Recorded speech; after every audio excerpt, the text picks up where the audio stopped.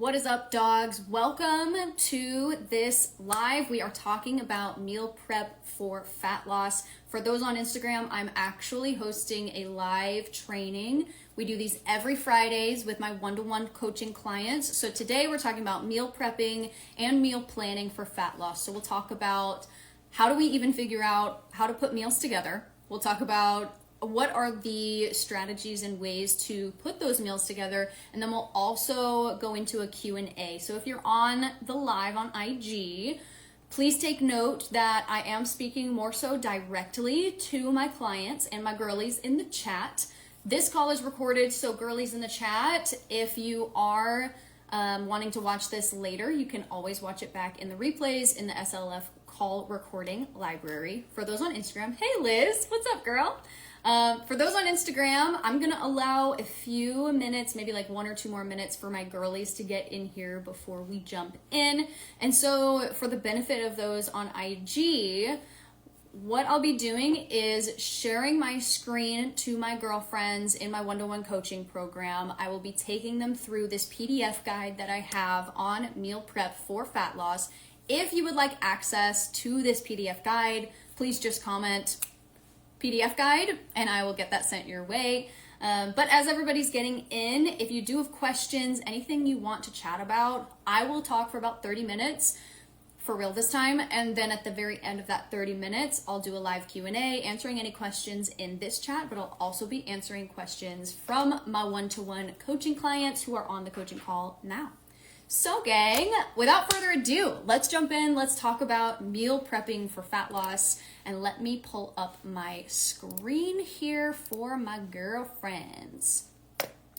So when we are talking about meal prepping for fat loss, like, why is this even important? The reason why it's so important is because if you do not have your nutrition on point, nutrition is like 90% of all of the results you're going to get. So if your nutrition is poop, but you're hitting the gym, you're working out, you're doing all those good things, you're not going to see the results that you're going to want to see, even though you are putting in like a shit ton of work. So when we're talking about this, please keep in mind that even though it may sound like this is a lot of work or it's taking extra time, it's really not, because cooking the meals, making food is going to take the same time, whether you do it beforehand or whether you do it in the moment. But the difference is if you set yourself up for success before you get into your busy work week, then you're not scrambling around trying to figure out, oh shoot, where can I go for lunch for my lunch break? And oh gosh, I got to take the girls to practice tonight, but I didn't have any food prepped for anybody. So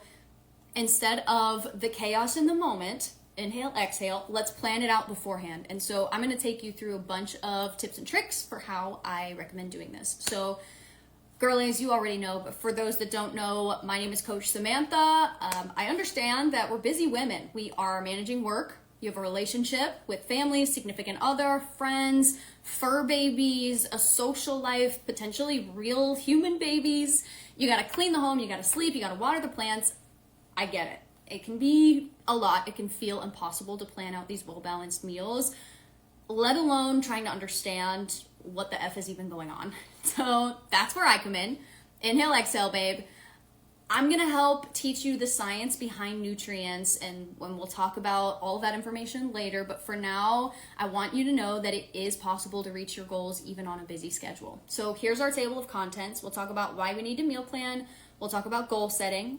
We'll talk about calculating your needs, so calories, macros. We'll talk about creating your meal plan step by step, any additional resources, and then overcoming some common challenges. And then we'll do our question and answer at about 12:30 Central Time. So if you like saving time, saving money, reducing food waste, and having a healthier, happier life, meal planning and prepping is for you. So for the benefit of those on IG Live, again, I'm sharing my screen with my one-to-one coaching clients here, but the best meal plan of all time is the one you can actually stick to. And I'm showing this infographic of the nutritional hierarchy of importance, like a pyramid pyramid. So at the bottom of our pyramid is sustainability and adherence. What is something that you can actually stick to as you are creating this plan. So if you're one to make a bunch of meals, hi Abby, I see you're on the call. If you're one to make a bunch of meals that are really in depth and use a lot of ingredients, then you need to understand that you're likely not going to be doing that for every single meal 3 times a day if you're also working full-time and doing other things like raising a family, etc. So make sure that when we're creating this idea, it's something you can actually stick to. So I will start out small, like I will just prep my breakfasts for the week or even just for tomorrow. Once you get that down, then we can tackle the next thing. So once we find something that's sustainable, then we need to worry about calories. Overall, you're not going to lose any weight. You're not going to gain any weight unless your calories are where they need to be. And when we talk about calories, we'll talk about them more in depth, but calories are king for fat loss. So if you are not in a calorie deficit, you're not going to lose weight unless there's something wrong with you, which we might need to have checked out if that's the case. But next up on our pyramid, we've got sustainability and adherence, then we've got calories, and then are your macros. So this is your carbs, proteins, and fats, your major macronutrients that help your body function. On top of that is food quality and micronutrients. Micronutrients refer to your vitamins, your minerals, so vitamin A, vitamin B, vitamin C, all those types of things, as well as minerals like sodium, calcium, magnesium, all of those other things that you need. So think periodic table, right? The elements, as well as vitamins. And then the quality of your food is important too. Like a cheeseburger might have the same macros from McDonald's that it does at homemade. I don't know what you're doing at home if that's the case, but keep in mind the quality of that beef. What's the fat content? Where does it come from? Are these a bunch of weird random flesh parts put together, or is this an actual, like, for example, Wagyu beef steak that's nice and put together? Keep in mind, where is this food coming from? And then above that is meal timing around your lifestyle, so making sure you're getting nutrients at the optimal times for training. So if you train in the morning, making sure you have sustenance in your body so that the food can be fuel for your workout. But again, meal timing, supplements is actually our top one. I'll say this first. Supplements, again, are meant to supplement. That's why it's at the top. So supplements, meal timing is more important than that. Food quality and micronutrients are more important than that. Macronutrients, calories, sustainable. Making sense? So as we're getting into talking about nutrients as a whole, you've heard me mention micronutrients and macros. I will do this very quickly, and then we'll talk about, if you have questions, we can talk about it more. But your macros are your protein, carbs, and fats. Micros are vitamins, minerals, and water. That's the short version. Protein, again, we talked about this last week. So if you missed last week's live, I have that posted on my Instagram page, and it's also in our call recording library for you ladies. But protein helps with cell function. It helps build muscle. We talked about this a bunch last week, and it should be about 25 to 35% of all of the calories you consume. Carbohydrates are your body's main source of energy. It's your brain's favorite thing to take energy from. No, carbs are not the enemy. You need them. Ryan Gosling said it best. You need carbs to live. It's true. So 40 to 50% of your diet should be carbohydrates. And then our last one is fats. Of course, you need it to maintain your health. No, it's not the enemy. And it's different from body fat. So keep in mind, when we're talking about dietary fat, it's not the same thing as your fat on your body. So this, again, should be about 20 to 30% of all of your calories. So as we're going into, we talked about vitamins, minerals, and that breakdown. The first thing that we need to figure out when you're planning your meals and prepping your meals is, WTF are you even trying to do? What is the goal? For most of you on here, I specialize with fat loss. So losing weight, losing body fat, and building muscle. So AKA getting toned. That's why most of you are here. So that is what I will specifically speak to. Weight loss, if that's your goal, you need to make sure that you have a clear defined goal. Like, yes, we want to lose weight. Okay, great. Does that mean 100 pounds? Does that mean 10? Does that mean you care more about the scale or how you look in the mirror or how you feel? How will you measure it? All these things need to be in mind when we're talking about weight loss and all of that good stuff. So I'll leave it there for now. But when we're talking about your goals, one of the best things to do, and I do this with my ladies too, is to clarify your goals. What do I want to achieve? How will this improve my life? Ask yourselves those two questions. And if you don't have a clear answer, then you need to sit down and think about it more. If you do have a clear answer, great. Write that down and look at that every single morning and have it in a spot where when you start to feel discouraged or you feel like, yes, I prepped these meals, but Taco Bell sounds really good, look at that list, look at what you want to achieve and how it will improve your life, and use that to bring you back on track. But remember, like, your goals are not the same as somebody else's goals, so make sure that you're not just doing what other people are doing online, especially social media, and just eating exactly what they eat, because ultimately you're probably not going to get the same results. Sorry, not sorry. That's just the way it works.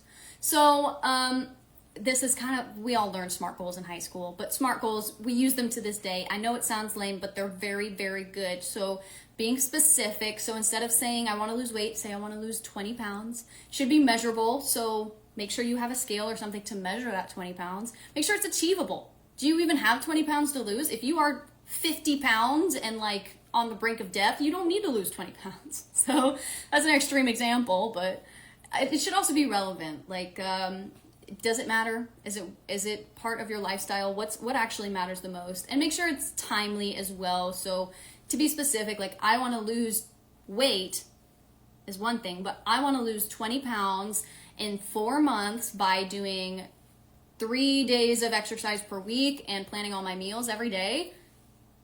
Boom, that is a SMART goal. So be very specific, have a deadline, figure out where you want to go, because we'll talk about goals even more here. But really, big takeaway before I move on from goals is your goals are your GPS. If you're trying to travel across country and let's say you're in Kansas City and you want to get to California and you just head west, sure, you might get to California, but you're likely not going to get to the exact spot in Disney World that you want to go, or Disneyland, whichever one's in California. But if you have an actual GPS, you can be more focused and you can get there. So keep in mind exactly where you want to go. I think, Abby, did you say it was Disneyland or Disney World? Disneyland's in California. Disneyland's in California. Confirmed. So let's talk about needs. And this is all about calculating your calorie needs. And for the benefit of the people online, I do this already for my girlies one-to-one. So online one-to-one coaching clients don't need to do this. This is what I do to figure out your calorie and macro targets. So this is a good way to kind of understand how we got to where we are. And it's also good to understand how we got here. So when you're potentially not in the program anymore, how are you going to figure it out for yourself? So there's a few resources online. There's one at bodybuilding.com. Plug. Bodybuilding.com has one. You can literally just type in bodybuilding.com macro calculator or calorie calculator, whatever. But for my ladies here who can see this infographic, calories are all about energy balance. So it's basically input output. If you take in more calories than you put out, you're going to absorb those calories in the form of body fat, likely, and gain weight. But on the opposite end of things, if you're exerting more energy than you're bringing in, then you will lose weight. So I'm going to skip this. We'll talk about that later.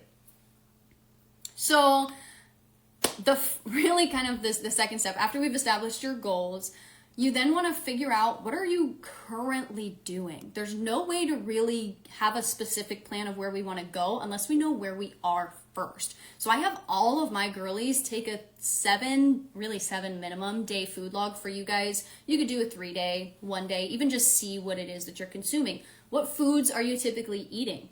How often are you eating? How many meals are you eating? Do you have dietary restrictions? These are good things to write down, especially because we can only control what we measure. So if you're able to know what you're actually putting in your body, we have a better chance of being able to change it so that we can get the result we're actually looking for. So this is going to be a little bit of math, and for the people on IG, bear with me here, but when we talk about calories per gram, protein and carbs have 4 calories per gram and fats have 9 calories per gram. All that means is if you have 1 gram of something that has protein in it, it's likely 4 calories are coming from protein. See that? So when you have a food item that has 30 grams of protein, 20 grams of carbs, and 10 grams of fats, even if you don't know the calories, which I don't know why you would know the macros and not the calories, you can always figure that out. So if we know that protein is 4 calories per gram, then we know 30 grams of protein 30 times 4 is 120 calories. The reason why this is helpful is because you can reverse engineer your day, and we'll talk about what that'll look like here in a bit. But what we can do then is if you have your 2,000 calorie a day target and you know you need 30% of that from protein, then we can figure out with a math equation how many calories should be coming from protein. Let's just call it, let's just say it's 1,000 calories that you're trying to get for ease of math right now. But if you're trying to get 1,000 calories per day, which please get more than that, and you need 30 grams of protein in your day, then 30% will be from protein, which means you need to make sure you're getting the right amount of calories from that. 30 grams of protein times 4 we know is 120 calories. So 120 calories of your day should be from protein. Cool? So then if we are, woo, baby. Okay, now the juicy part. We are getting into meal plan time. And I want to divert from this really quick for my girlies here and just bring my attention to Instagram for a moment. I cannot pronounce this title, but Mark Perez, David Alfonso, hello. No, I'm not married, and I would appreciate if you leave those questions for another time when I'm not trying to do an informational thing for my girls. Moving on. So it's meal plan time, so grab your pen and paper and let's talk about our 3 tips for success. First thing that's going to be helpful is writing a list of 5 to 10 of your favorite veggies, fruits, protein sources, carbs, and fats. So that way you can put it together so much easier later. And I'm actually going to go forward here first. When we think about your food list, you can literally just do a plug and play. So it's super simple for you. So just go like topic by topic. Vegetables. What are vegetables that I enjoy, that I know I can use in my meals from day to day, that are good? So spinach, broccoli, bell peppers, cucumbers, kale, zucchini, cauliflower, all of those things. Write those down and then do one for fruits, for your protein sources, and for your other like fillers like carbohydrates and stuff too. So when we talk about carbs, keep in mind though that veggies and fruits also have carbohydrates. So it's not a separate category. Keep in mind a lot of these things also have fats and carbs and protein in them, but when we're talking specifically about this, you want to list out your fruits and veggies. What are the ones you want to eat so you can plug and play later? Same thing for your proteins. Do you like chicken breast, salmon, tofu, Greek yogurt, ground turkey, quinoa, cottage cheese, lentils? List out all those options so that it's so much less brain work for you later when you're trying to put a meal list together for you.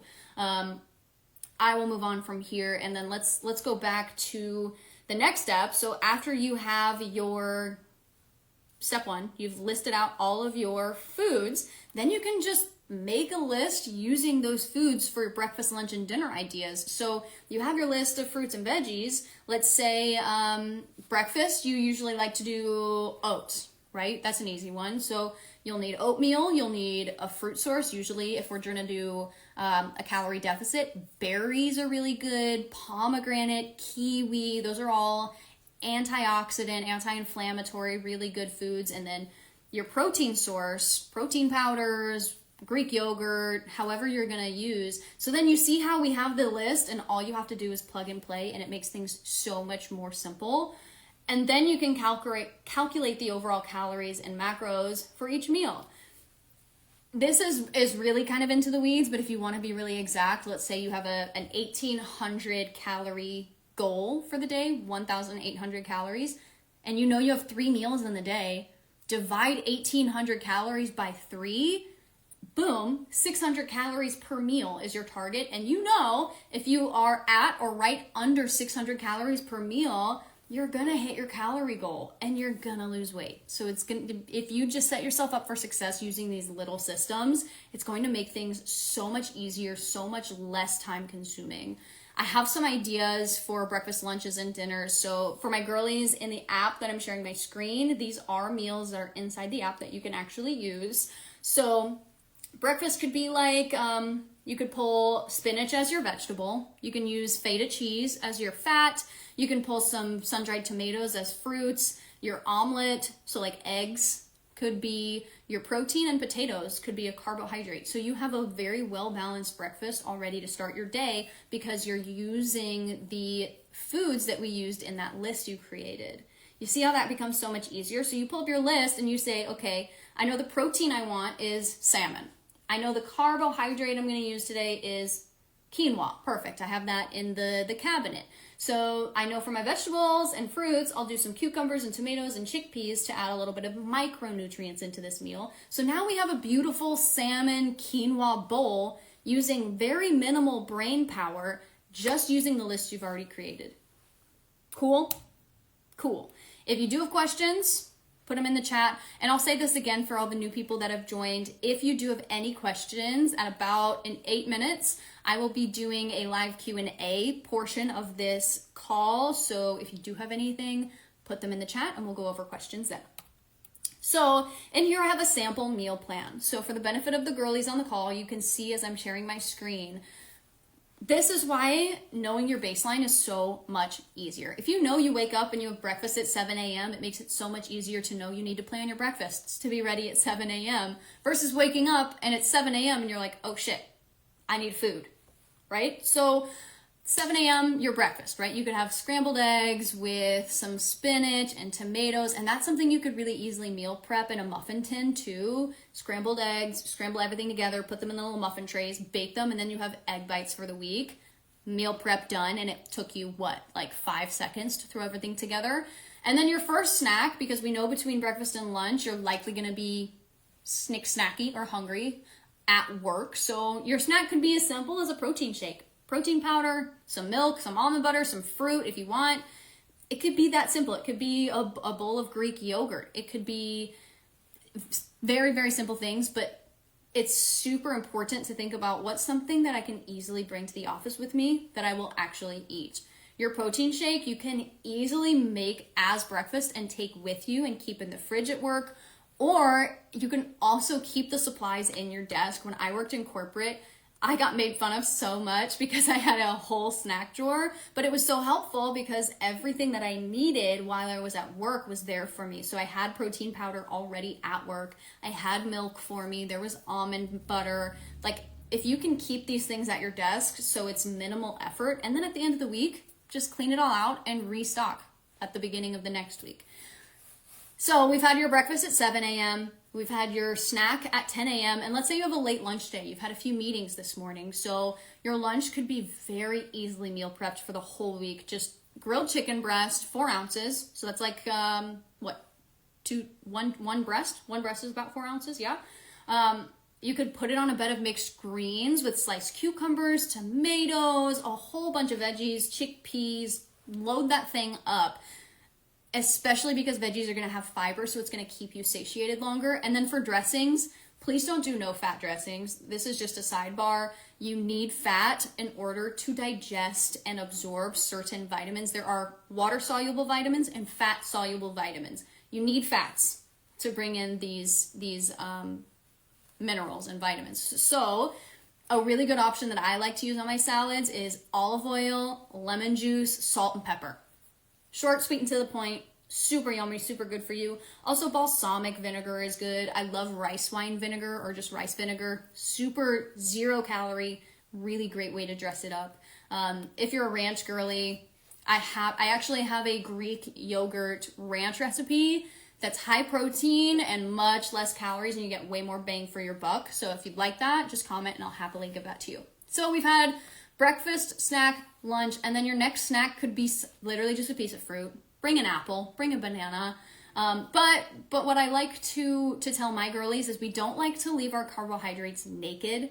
We like the carbs to be clothed. What do I mean by that? I mean, if you're gonna have an apple, that's great, but let's also try and have something that either has protein or fat, because we know an apple is fruit, right? It's carbohydrates, it's sugar.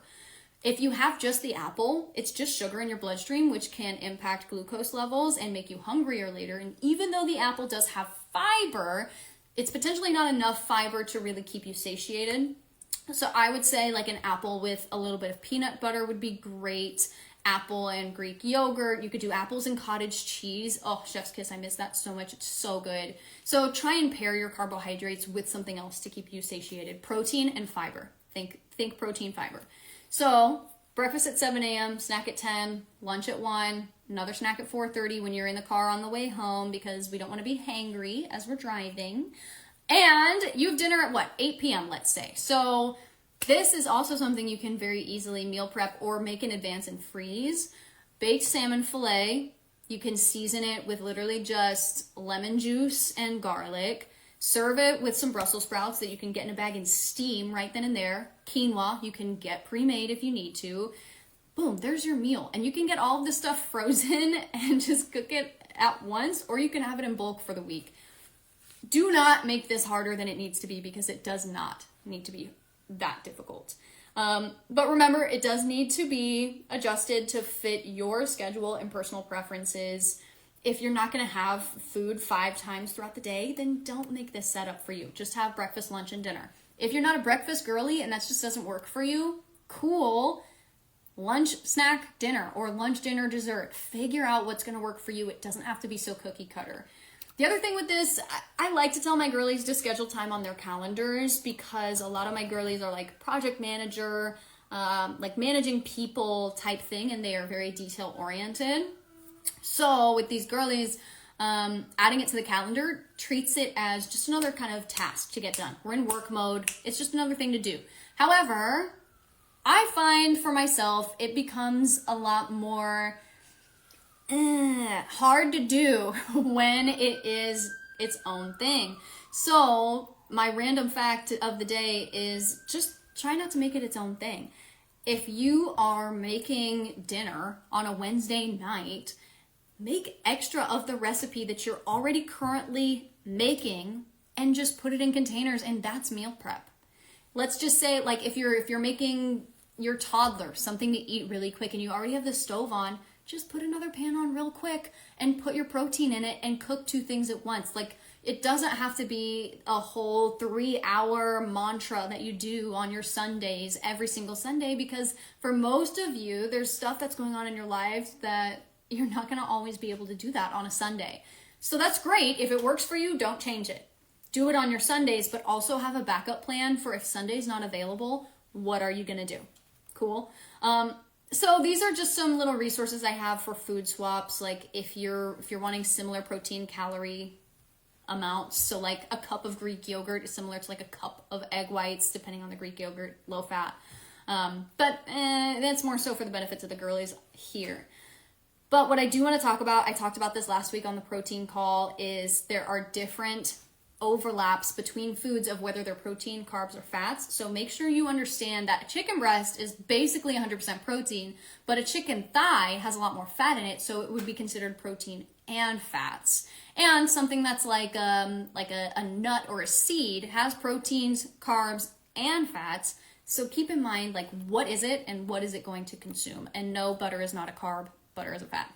So again, this is a review, so I'll go through this really quick. But as you have that list of all of the foods that you like, start by choosing a protein, then load up on a bunch of vegetables, and then things that are going to add flavor. So you have your list of protein sources. Let's just say it's ground turkey that you're going to use today. Then your next thing is vegetables. So we want to load up on, let's say, kale, cucumbers, tomatoes. You love all those fruits and vegetables, so it's sitting on a bed of all of that. It's kind of like a turkey salad. And then you'll put in your healthy fats, like avocados would be really good here, some walnuts or olive oil on top. Keep in mind though, because fats are extra high in calories, 9 calories per gram, it is going to be a little higher calorie content. So go easy on the fats, but you do still need them.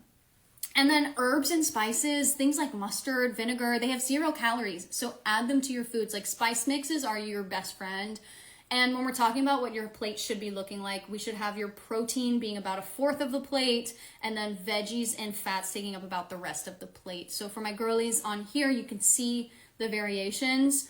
But if we're talking about hands, this is a serving of protein. This should be about a serving of your carbohydrates, and your tip of your thumb is about a serving of your fats. So if you're like trying to eyeball it, that's a good way to eyeball it. And then again, we talked about this last week, but nutrient timing. If you're gonna exercise, get protein and carbs before your workout, protein and carbs after your workout, and then protein, carbs, and fats are fine to have throughout the rest of the day. But because fats take longer to digest, typically you want to have your meals less fatty surrounding your workout. So fried chicken before a workout, as you would probably imagine, does not feel great because you're still digesting a lot of it. So yeah, and you know, again, with the random tip, if you are overwhelmed by this, if cooking is just a lot for you, like, just do one thing at a time. You don't have to have the entire week ready, set, go. You can just do a few things here and there. Like, it could even just be slicing your vegetables, like your onions and carrots and whatever you're going to use to cook with. It could be just cooking the proteins, so then all you have to do is throw it on top of something for the rest of your meal. It could be simple as chopping your fruit that you're going to put in your oatmeal bowl the next day. Don't overcomplicate it. Find time that works for you. So like maybe you're putting the toddler down to sleep. That's a great time to go chop some shit if you don't need to rest. So no excuses, just improvements. Figure out what's going to work for you. There is no excuse. You can do something to help you get closer to your goal every day. So I've talked about a lot of different things, but let's review. First and foremost, we defined the goal. We had a SMART goal for I want to lose 20 pounds in 30 days. Nope. I want to lose 20 pounds in 4 months by exercising 3 times per week and measuring my calories. Then you need to determine your calorie and macro needs. Make sure that you're getting enough of the micronutrients and macronutrients, but make sure you're hitting the calories. Create a nutrition log to get a baseline of where you are at. All my ladies in the program did this. Decide how many meals you want to have per day, and sometimes that changes day to day. I eat 2 meals on the weekends because they can be a little bit more indulgent. My pancakes, my flapjack meal is much more calorie dense than my oatmeal, so I'll have 2 meals instead of 3. Next thing is write out your lists based on category. Your favorite fruits, vegetables, grains, proteins, so that you can plug and play these into your meals. Then assemble the foods in a list, calculate the portion sizes, make sure that works, and then either assign the time on your calendar or figure out when you're going to get that ish done, because it's got to get done. Enjoy your meals, but it's got to get done. There's a few common challenges here. Like, I totally get lack of time is a huge thing, but just remember, like, it's going to take the same amount of time to cook the same meal. You're either going to be ahead of schedule or you're going to be rushed in the moment and likely not making as good as a decision on it. So yeah, I feel you. You're busy, but planning and cooking things in advance, like batch cooking a shit ton of protein, like literally getting the crock pot out and making so much chicken to just have for the whole week and then just store them. You don't even have to touch that all day. There is no excuse, sister. But yeah, slow cookers and Instant Pots are definitely going to be your best friend. Another thing that's a common issue is misjudging portions. We usually overeat quite often. So using an app or having a conversation with a dietitian or nutritionist, someone who understands nutrition and your needs and can help you figure out portion sizes, is always a great way to go. Measuring cups, food scales, all those things are really good for that as well. I also know a lot of you girlies at work, myself included, I'm also guilty of skipping meals. I want you to think of this as you're skipping an opportunity for nutrient intake. Aside from fasting, just skipping a meal can throw off your blood sugar. It can cause a bunch of things, but especially if you're trying to hit a protein goal, skipping that meal is like skipping the opportunity to get more protein in, right? Think about it that way. Cool. And gang, that's really kind of all I have for you today. So let's go ahead and pivot. If you do have questions, I will answer the questions I see here in the chat. And then ladies on the call as well here live, if you have questions, raise your hand and I'll call on you. So let me go ahead and look. I'm going to start at the very beginning of all of these captions and questions. But let's see here. Oh, Octavia, what's up, girl? Octavia actually signed up for my 6-week Kickstarter program, and I don't want to share too much because it's her business, but she's lost weight and she's doing excellent. So girl, I see you, and I love the fact that you're on this call because it's so dedicated. I love it.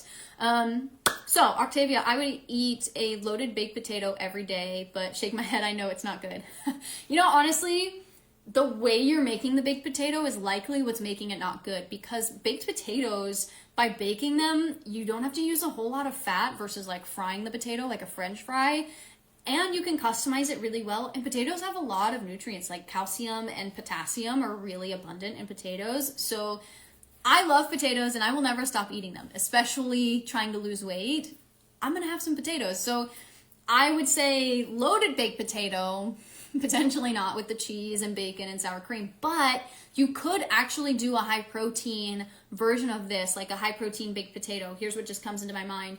Your potato, you cook it in the oven. You can put a little olive oil and salt. It's not going to kill you, okay? Like just enough to cover it. Bake them 425 for 45 minutes. Take them out, and then you cut them in half, split it open, and instead of just like slapping a mess of butter in there, drizzle a little bit more olive oil. You can use butter as well, but butter's, just remember, high cal, because it's a fat, so is olive oil. But butter, and then you could do like ground turkey or even ground beef so that there's protein in the baked potato. Cheese is still fine, but there are higher protein cheeses, so I'd recommend looking into that. I also recommend shredding your own cheese because of the things that go into shredded cheese to help it stay fresh, or maybe not always feel great for your body. And then topping that off with, instead of sour cream, Greek yogurt. You could totally have loaded baked potatoes every single night, and it would be high protein AF, and it would get you to your goals. And when you think, like, if you go in and you plug in a potato, there really is not a whole lot of calories. Like a medium-sized baked potato is like 200 or less calories. That's like nothing. So you could have 2 big baked potatoes with your ground turkey, some cheese, and Greek yogurt, and you have so much protein. Girl, I gotta write that down. That was a good idea. So Octavia, I hope that helps you. But let me go to the next question. Octavia, again, actually, is it bad to eat later, like after 12 p.m.? No, not at all. Here's what I'll say about timing. There's not like a hard rule. Like if you eat the same meal at noon versus 8 p.m., it's not like you're gonna gain weight because you ate it at a later time.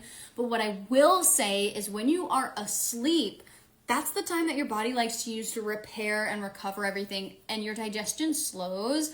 So I would not recommend eating really like an hour before bed. Usually 2 hours before bed is a good mark. But as long as you're eating things not right before you're going to sleep, it's going to make sure you get better sleep quality. It'll help you sleep through the night and all of that good stuff too. So you can eat afternoon. You can eat after 8 p.m. Yes, I would just try to stay away from eating large meals right before you go to sleep to help digestion and help your sleep quality. Short version. Next question. Hey girl, so what if we eat over our calories? Do we do lower calories the next day? That's a really good question. I'm so glad you asked. So shockingly, the answer is it depends. There's actually been a lot of research coming out that is talking about how by just going back to normal after you have a day of indulgence, it can really set you off or set you up for success, and can actually help in the fat loss process, because we're kind of, I won't get into it. It helps. Here's what I will say though. If you're like extremely far off, this is really where it makes more sense, because let's say your calorie target is 2,000 calories a day, but you go out, you get a burger and fries and whatever, and you're 3,500 calories. Okay, so you're 1,500 over your goal. What I would not say is to starve yourself completely the next day. I would say in that case, just go back to your normal eating habits. And if you can remove, like, let's say that happened on Sunday, you went out to eat Sunday, you have the whole week to help with that situation. So the next day, you could do like 100 or 200 calories less, and then over the course of the week, you will ultimately get to evening yourself out. And that's why my girlies, we always look at the weekly calories versus the daily. We still look at the daily, but because when we're looking at the weekly version, it allows a little bit more flexibility with your caloric intake. And a lot of my girlies will actually do calorie cycling. If you've never heard about calorie cycling, it's very simple. It just means you're doing different amounts of calories on different days. So for example, for myself, I know I like to eat more during the weekends, so I allow more calories during the weekends and then lower the calories during the days of the week, because I naturally just eat less as I'm up around working and moving. So you can set yourself up for success in a lot of different ways here. But the big takeaway is there's no black and white. You just need to figure out what is going to work well for you. So, but the other part of that is if you go over your calories, like 100 calories, you could do 100 calories less the next day and even it out for sure. But main takeaway here is if you're 1,000 calories over, don't just restrict yourself 1,000 calories the next day. Just get back on schedule and maybe go down like 100 or 200. So that's outside of fasting though as well. If you do fasting, that's kind of a whole different topic in here as well. So again, for those who are new or joining, I'm in the Q&A portion of this live call. So any questions about meal prep or anything fitness related at all, happy to answer those questions. And yay, Octavia, I'm glad that was helpful. So good. And you're very welcome. I'm glad that you're on the call today. It's cool to see you on here. So cool. Yeah. Oh, hey, Coach Mindy, what's up, sister? I'm going to wave at you. I don't know if you're still here, but good to see you. Cindy, good to see you, sister. Another Samantha, good to see you. If you guys do have questions, please put in here. I'm going to check my group chat and make sure these ladies are not asking me questions and I'm missing it. Cool. Okay, I'm literally going to do 1 minute and then we will call her good.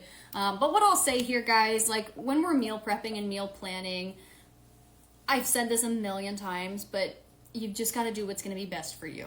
There's not one approach that's going to work. And that's why I've been so hesitant to put out those what I eat in a day videos, because yeah, it is what I eat in a day, but that changes a lot. But also it's like, just because you eat what I eat doesn't mean you're going to get the right results. Everything is so customized, and that's why it's so helpful to have a coach. And my girlies in the one-to-one coaching program see so much progress. And even my girl Octavia in the 6-week Kickstarter has seen so much progress because the goal is customized to you.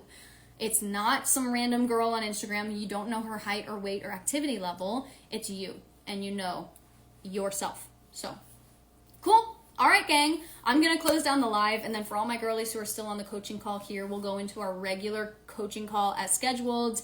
But thank you for joining me on this live, and I'm going to post a story afterwards asking about a few topics, seeing which would interest you the most to talk about next week so we can plan for next week. But I will see you next week, gang, Fridays at 12 p.m. noon Central Time.